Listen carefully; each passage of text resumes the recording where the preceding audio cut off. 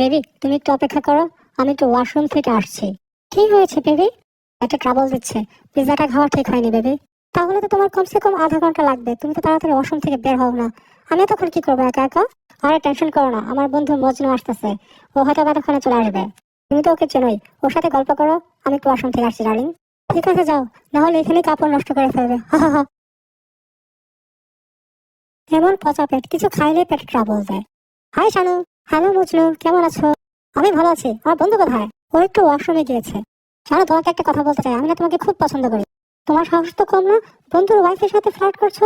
হ্যাঁ, আমি তো শুধুমাত্র জাস্ট আমার পছন্দের কথা বললাম, আমি তো তোমাকে পরকে করতে বলিনি। It's just an compliment. আচ্ছা, ইটস ওকে। বাট তুমি যদি আমাকে কিস করো তাহলে আমি তোমাকে 5,000 টাকা দেবো। তোমাকে কষে চোর লাগানো দরকার, ফাজিল কথাকার। আর বাবা রাগ করতেছো কেন? আচ্ছা যাও, 10,000 টাকা দেবো। It's just a kiss. থাক, 10,000 টাকা তো করিয়ে ফেলি। তো আই এম সো এক্সাইটেড। কথা কম, যা করার তোমার বন্ধু আসার আগে করে ফেলতে হবে। থ্যাংক ইউ, এই নাও 10,000 টাকা। দোস্ত চলে আসছিস? হ্যাঁ রে দোস্ত, এতক্ষণ ভাবির সাথে গল্প করছিলাম। হ্যাঁ, তোমার বন্ধু আসাতে আমার বোর লাগেনি, খুব ভালো সময় কেটেছে। তাই নাকি? তাহলে তো খুবই ভালো হয়েছে। আর দোস্ত শোন, তুই যে আমার কাছ থেকে 10,000 টাকা পেতি, এটা আমি মাত্র ভাবিকে দিয়ে দিছি। শালা হারামি, এখন তো হাসপাতালে কইতে পারবো না।